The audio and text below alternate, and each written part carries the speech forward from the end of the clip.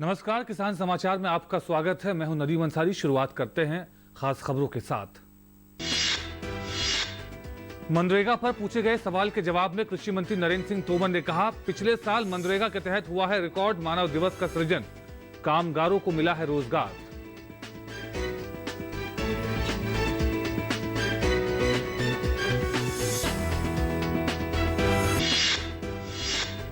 केंद्रीय कृषि मंत्री ने कहा, भारत ने बागवानी के क्षेत्र और बागवानी उत्पादों के निर्यात में की है प्रगति। भारत में उत्पादित बागवानी फसलों की विदेशों में बढ़ रही है मांग। निर्यात यूरोपियन देश, America, UK, UAE, Oman, Netherland और सार्क देशों में किया जा रहा है।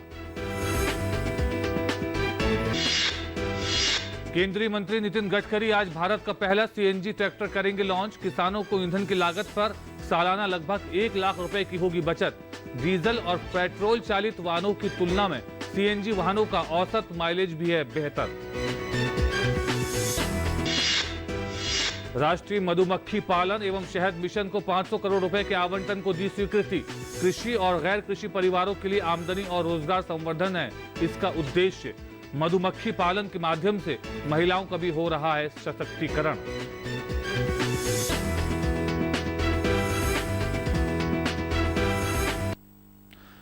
और अब खबरें विस्तार से। कृषि मंत्री नरेंद्र सिंह तोमर ने प्रश्नकाल के दौरान मनरेगा पर पूछे गए सवाल के जवाब में कहा कि पिछले साल मनरेगा के तहत रिकॉर्ड मानव दिवस का सृजन हुआ है। इस वर्ष जो महिलाओं के काम का प्रतिशत है वो निश्चित रूप से 52% है और इस बार मनरेगा में रिकॉर्ड काम हुआ है। 330 मानव दिवस लगभग सृजित हुए हैं। केंद्रीय कृषि एवं किसान कल्याण मंत्री नरेंद्र सिंह तोमर ने कहा है कि भारत ने बागवानी के क्षेत्र बागवानी उत्पादों के निर्यात में काफी प्रगति की है। भारत में उत्पादित बागवानी फसलों की विदेशों में मांग बढ़ रही है। भारतीय आम, अनार, अंगूर, केला, संतरा, लीची, अमरूद, पपीता, अनानास, चीकू, शरीफा आदि फल तथा सब्जियों में प्याज, टमाटर, आलू, हरी मिर्च, भिंडी, बैगन आदि का निर्यात यूरोपियन देश, America, UK, UAE, Oman, Netherland तथा सार्क देशों में किया जा रहा है। संयुक्त राष्ट्र की ओर से घोषित फल सब्जियों के अंतर्राष्ट्रीय वर्ष 2021 के उपलक्ष्य में स्वास्थ्य व आजीविका के लिए फल सब्जियों के उत्पादन और उपयोग पर बोलते हुए उन्होंने कहा कि आज हम खाद्यान्न के क्षेत्र में न केवल आत्मनिर्भर हैं बल्कि निर्यात भी करते हैं। इस उपलब्धि में अन्नदाताओं का कठिन परिश्रम, वैज्ञानिकों की मेहनत एवं देश की कृषि सम्मत नीतियों का बड़ा योगदान है। और भारत में पहली बार डीजल ट्रैक्टर को सीएनजी में परिवर्तित किया गया है। केंद्रीय सड़क परिवहन एवं राजमार्ग मंत्री नितिन गडकरी इसे औपचारिक रूप से लॉन्च करेंगे। रावमट टेक्नो सॉल्यूशंस और टोमासेटो अचीले इंडिया द्वारा संयुक्त रूप से किए गए इस रूपांतरण से किसानों को उत्पादन लागत कम करने तथा ग्रामीण भारत में रोजगार के ज्यादा से ज्यादा अवसर पैदा करने में मदद मिलेगी। केंद्रीय मंत्री धर्मेंद्र प्रधान, नरेंद्र सिंह तोमर, पुरुषोत्तम रूपाला और जनरल वीके सिंह भी उद्घाटन समारोह में मौजूद रहेंगे। किसानों के लिए सबसे महत्वपूर्ण लाभ ईंधन की लागत पर सालाना 1 लाख रुपए से अधिक की बचत करना सुलभ होगा और उन्हें अपनी आजीविका में सुधार करने में भी मदद मिलेगी। ये ट्रैक्टर बेहद सस्ता है क्योंकि सीएनजी की कीमतें अधिक सुसंगत हैं। डीजल और पेट्रोल चालित वाहनों की तुलना में सीएनजी वाहनों का औसत माइलेज भी बेहतर है। इसके अलावा ये सुरक्षित है क्योंकि सीएनजी वाहन सीलबंद टैंक के साथ आते हैं। ईंधन भरने या स्पिल की स्थिति में विस्फोट की संभावना को न्यूनतम करता है। यह भविष्य को बेहतर बनाएगा।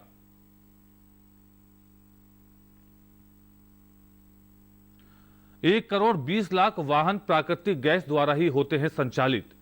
पहला सीएनजी ट्रैक्टर होगा आज लॉन्च। कंपनियां सीएनजी को बढ़ावा देने के आंदोलन में शामिल हो रही हैं। यह वेस्ट टू वेल्थ यानी कचरे से धन कार्यक्रम का ही एक हिस्सा है। फसल की पराली का उपयोग बायो सीएनजी के उत्पादन के लिए कच्चे माल के रूप में किया जा सकता है। किसानों को उनके अपने इलाके में बायो सीएनजी उत्पादन इकाइयों को बेचकर पैसा कमाने में मदद करेगा। किसानों के लिए ट्रैक्टर को सीएनजी में परिवर्तित करने के और अधिक विशिष्ट लाभ हैं। इससे डीजल की तुलना में कुल कार्बन उत्सर्जन में 70% की कमी आई है। और देश में एकीकृत कृषि प्रणाली के तहत मधुमक्खी पालन के महत्व को ध्यान में रखते हुए सरकार ने 3 साल के लिए राष्ट्रीय मधुमक्खी पालन एवं शहद मिशन NBHM को 500 करोड़ रुपए के आवंटन को स्वीकृति दे दी है। इस मिशन की घोषणा आत्मनिर्भर भारत योजना के तहत की गई थी। NBHM का उद्देश्य मीठी क्रांति के लक्ष्य को हासिल करने के लिए देश में वैज्ञानिक आधार पर मधुमक्खी पालन का व्यापक संवर्धन और विकास है, जिसे राष्ट्रीय मधुमक्खी बोर्ड NBB के माध्यम से लागू किया जा रहा है। मधुमक्खी पालन एवं शहद मिशन के उद्देश्य मिनी मिशन 1 के अंतर्गत वैज्ञानिक पद्धति से मधुमक्खी पालन के प्रबंधन, मधुमक्खी उत्पादों के बारे में जागरूकता के प्रसार के साथ ही मिनी मिशन 2 के अंतर्गत संग्रहण, प्रसंस्करण, भंडारण, विपणन, मूल्य संवर्धन और मिनी मिशन 3 के अंतर्गत मधुमक्खी पालन में शोध एवं प्रौद्योगिकी उत्पादन है। वैज्ञानिक मधुमक्खी पालन को लेकर जागरूकता और क्षमता निर्माण, मधुमक्खी पालन के माध्यम से महिलाओं का सशक्तिकरण, आय बढ़ाने में तकनीक का मधुमक्खियों पर प्रभाव और कृषि बागवानी उत्पाद की गुणवत्ता में सुधार के लिए NBHM के अंतर्गत 2,560 लाख रुपए की 11 परियोजनाओं को स्वीकृति दी गई है। इसका उद्देश्य किसानों को royal jelly, bee venom, comb honey, महंगे उत्पादों के उत्पादन के लिए विशेष मधुमक्खी पालन उपकरणों के वितरण और हाई एल्टीट्यूड हनी के लिए संभावनाएं तलाशना, उत्तर प्रदेश के कन्नौज और हाथरस जिलों में विशेष उत्पादन और वर्ष 2020-21 के दौरान पेट के कैंसर के उपचार में मस्टर्ड शहद के इस्तेमाल के बारे में जानकारी देना भी है। राष्ट्रीय मधुमक्खी पालन एवं शहद मिशन 2 विश्व स्तरीय अत्याधुनिक शहद परीक्षण प्रयोगशालाओं की स्थापना के लिए स्वीकृति दी गई है। प्रयोगशाला एक NDDB आनंद गुजरात और दूसरी IIHR बेंगलुरु कर्नाटक में होगी। आनंद स्थित प्रयोगशाला केंद्रीय कृषि मंत्री द्वारा 24 जुलाई 2020 को इसका शुभारंभ कर दिया गया। प्रयोगशाला में FSSAI द्वारा अधिसूचित सभी मानदंडों के लिए शहद के नमूनों का परीक्षण शुरू कर दिया गया है। 16 लाख हनी बी कॉलोनीज के साथ 10,000 मधुमक्खी पालकों, मधुमक्खी पालन एवं शहद समितियां, फर्म्स, कंपनियां NBB में पंजीकृत हो गई है। शहद और अन्य मधुमक्खी उत्पादों के स्रोत का पता लगाने के लिए एक प्रस्ताव को स्वीकृति दे दी गई है। किसानों, मधुमक्खी पालकों को bee pollen, propolis, royal jelly, bee venom, ऊंची कीमत वाले उत्पादन सहित वैज्ञानिक मधुमक्खी पालन में प्रशिक्षण दिया गया है।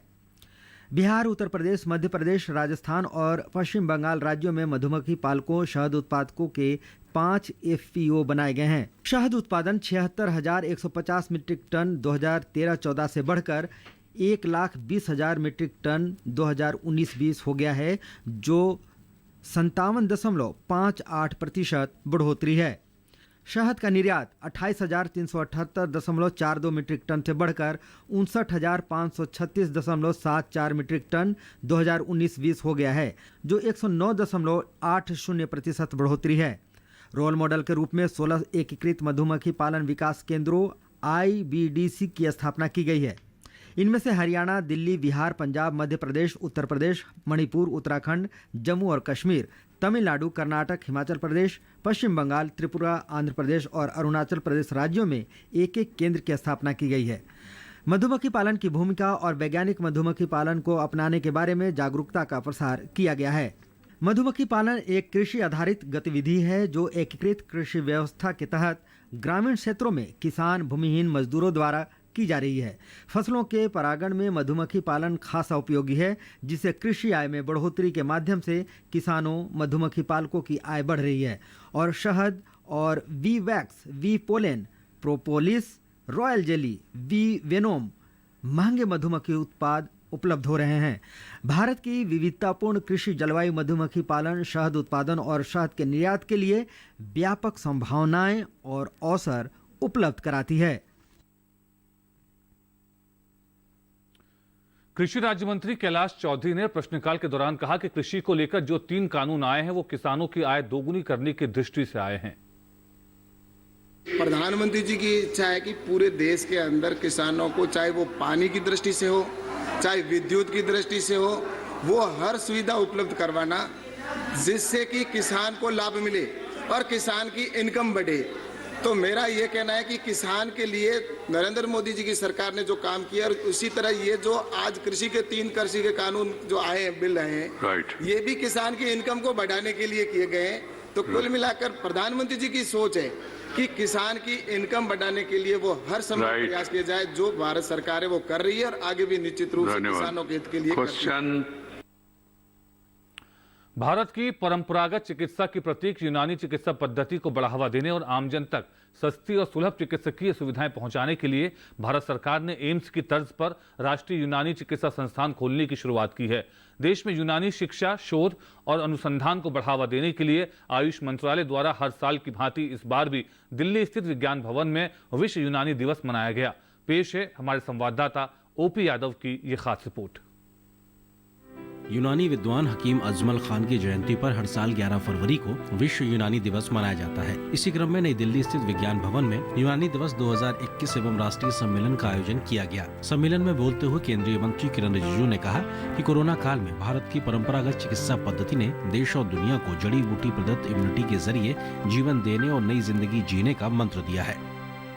क्या दवाई खाना चाहिए, क्या इलाज है, कोई वैक्सीन तो था नहीं, तो अपना शरीर को, अपना जो पूरा सिस्टम को ठीक करने के लिए यूनानी और हमारे जितने भी ट्रेडिशनल सिस्टम ऑफ मेडिसिन है, इसने एक तरफ से देश को बचाने का सबसे बड़ा योगदान दिया है। इस अवसर पर मीडिया से बात करते हुए केंद्रीय यूनानी चिकित्सा अनुसंधान परिषद के महानिदेशक असीम अली खान ने कहा कि देश के नागरिकों तक सस्ती और सुलभ यूनानी चिकित्सा की पहुंच हो सके, इसके लिए काम किया जा रहा है।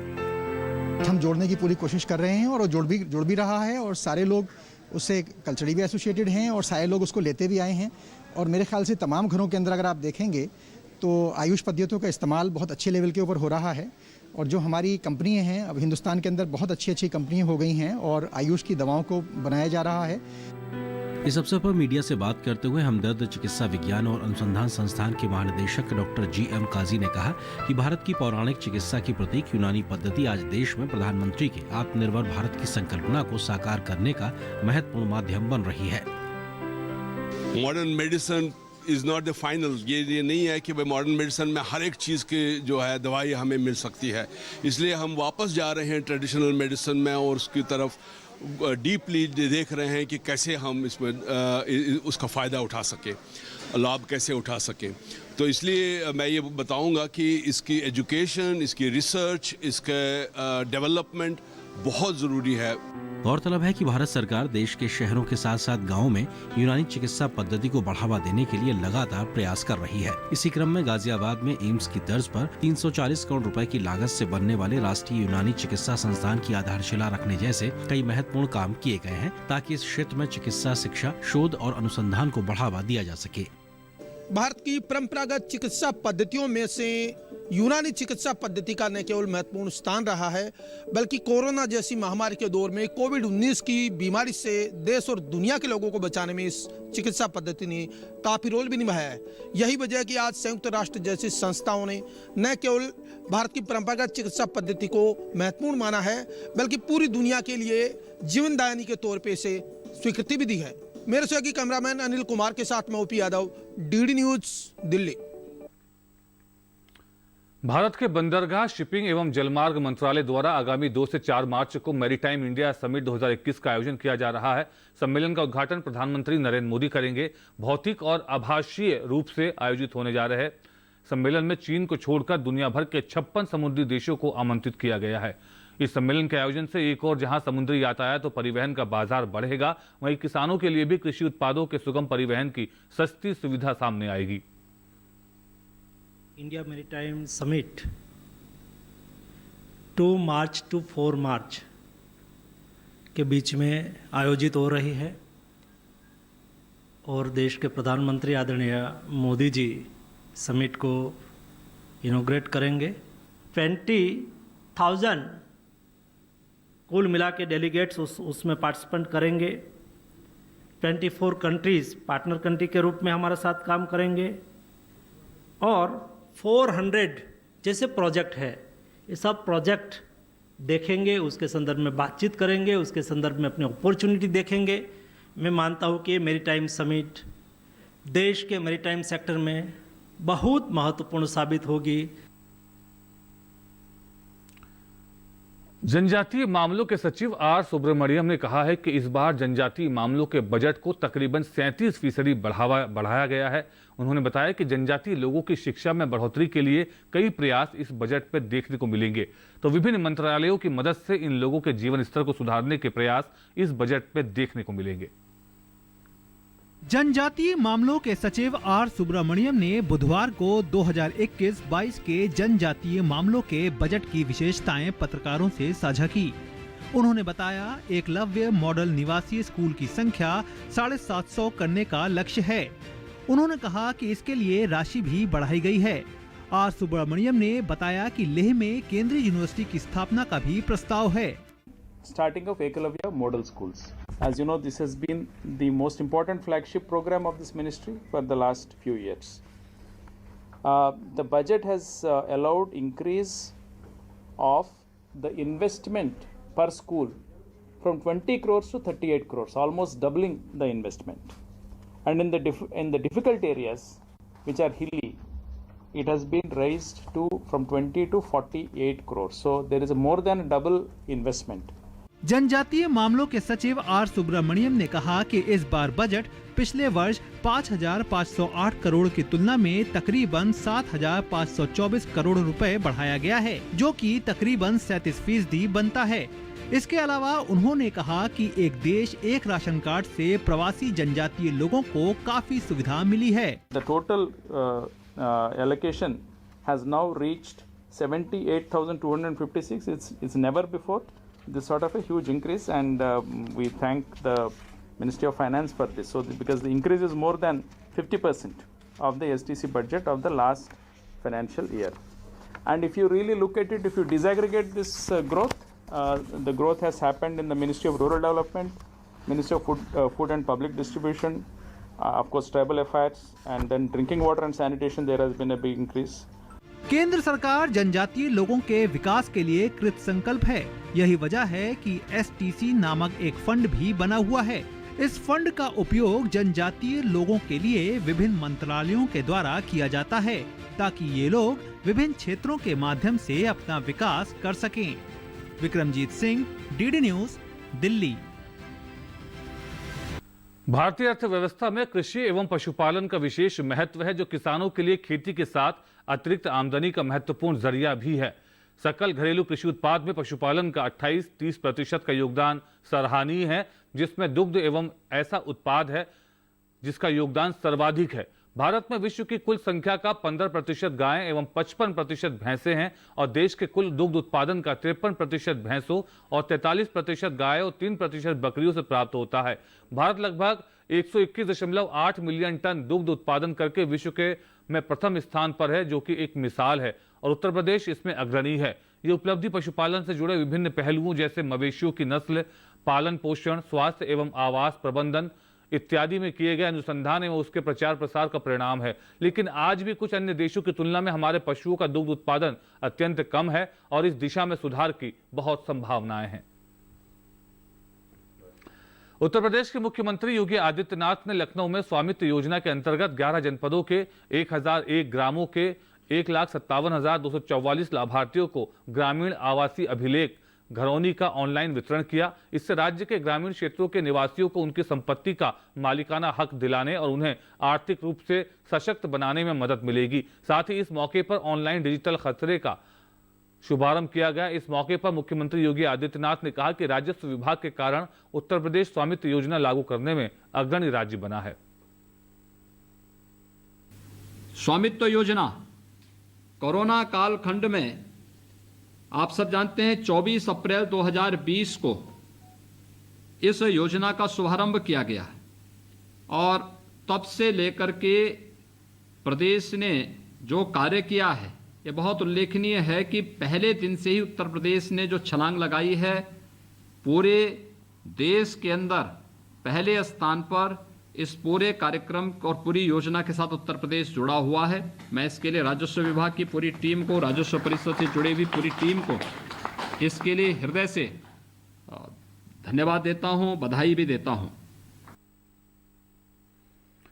राज्यसभा में भाजपा सांसद भूपेंद्र यादव ने तीनों नए कृषि कानूनों पर बोलते हुए कहा कि ये तीनों नए कानून से ग्रामीण जीवन के क्षेत्र में एक नए जीवन का संचार हुआ है। साथ ही भूपेंद्र यादव ने कहा कि सरकार किसानों के साथ बड़े खुले मन से बात करने को तैयार है। आज तीन सबसे बड़ी समस्याएं किसानों के सामने हैं।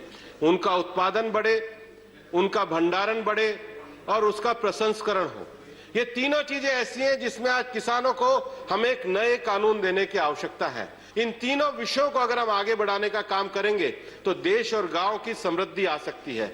और आज सरकार ने जो 3 कृषि बिल सरकार लेकर के आई है, उसमें इन 3 विषयों के माध्यम से ग्रामीण क्षेत्र में एक नए जीवन की आशा का संचार हुआ है। और इसलिए सरकार बड़े खुले मन के साथ आज किसानों के साथ बातचीत करने को भी तैयार है। सरकार के द्वारा आमंत्रण भी दिया गया है। सरकार के द्वारा ग्रामीण क्षेत्र को आगे बढ़ा करके भारत की जो मजबूत अर्थव्यवस्था है उसको आगे बढ़ाने का काम किया गया है। भारतीय कृषि का विकास हरित क्रांति से जाना जाता रहा है। ये सुव्यवस्थित एवं दूरदर्शी सोच का प्रतिफल था। विगत वर्षों में वैज्ञानिकों की ओर से किए गए कृषि के क्षेत्र में शोध व हासिल तकनीक ने उस विकास को न सिर्फ निरंतर आगे बढ़ाने का कार्य किया, बल्कि कई मील के पत्थर भी स्थापित किए। अनाज आयातक से अनाज निर्यातक देश बनने तक के सफर के बीच की दूरी तय करने में कृषि क्षेत्र में किए गए शोध व इसके परिणाम स्वरूप हासिल की गई नई तकनीक का अत्यंत महत्वपूर्ण योगदान रहा है। इस सफर को आसान बनाने में किसानों का भी उतना ही योगदान है जितना वैज्ञानिकों का। किसानों ने भी अपने प्रयोगधर्मी स्वभाव के कारण शोध व तकनीक से हासिल की गई उपलब्धियों को हाथों हाथ लेकर खेती बाड़ी में इनका इस्तेमाल किया। चाहे गेहूं हो या धान, नई किस्मों के बीजों को उन्होंने पूरे मन और जतन से उपयोग में लाया और वैज्ञानिकों की उपलब्धियों को प्रयोगशाला में खेत तक पहुंचाया।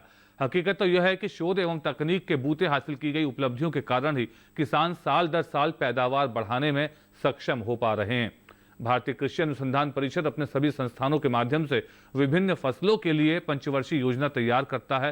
ये योजना संबंधित फसल के क्षेत्र में 5 वर्षों की स्थिति के विश्लेषण पर आधारित होती है। उत्तर प्रदेश में गन्ना उत्पादन काफी मात्रा में होता है। पश्चिमी यूपी में उसकी बंपर खेती होती है, जो किसानों की आमदनी का महत्वपूर्ण जरिया है। हर साल प्रदेश के सभी जिलों में गन्ना उत्पादन की स्थिति जानने के लिए पेड़ी और पौधे गन्ने की क्रॉप कटिंग कराई जाती है। क्रॉप कटिंग के लिए लखनऊ गन्ना विभाग ने से रैंडम के आधार पर गांव और किसान के खेत का चयन करता है। गैर जनपद के नामित गन्ना अधिकारियों की देखरेख में क्रॉप कटिंग कराई जाती है। पेड़ी और पौधे गन्ने की क्रॉप कटिंग के आधार पर जिले का औसत गन्ना उत्पादन निकाला जाता है। पश्चिम यूपी में गन्ने की औसत उपज में शामली जिले का स्थान प्रदेश में अग्रणी रहता है। ये रिकॉर्ड बनाने में जिले के किसानों की मेहनत और जागरूकता का सबसे अहम रोल है। साथ ही गन्ना विभाग की योजनाएं और उनका प्रचार प्रसार का भी इसमें योगदान रहा है। ये किसानों के लिए ही नहीं, जिले के गन्ना विभाग के अधिकारियों के लिए भी खुशी और गौरव की बात है। जो हाथ लिखना नहीं जानते थे, उन्होंने चित्रों से रच दिया इतिहास।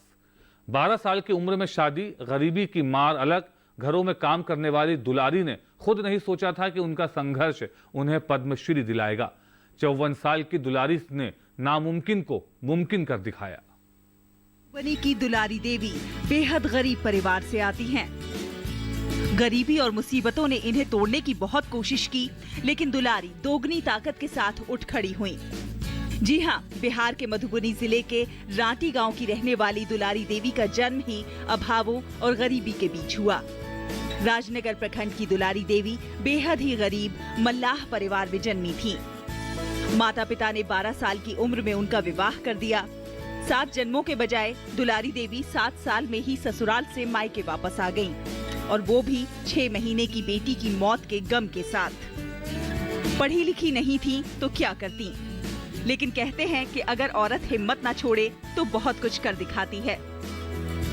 बड़ा खुशी भेल जे भारत सरकार के हम धन्यवाद दै छियनि, प्रणाम करै छियनि, सबके सब देशवासी के प्रणाम करै छियनि जे कि हमरा सन के लोग के जे चुनलखिन, तै लेल हम बहुत बहुत धन्यवाद दै छियनि। मायके से ही दुलारी ने फिर से संघर्ष शुरू किया।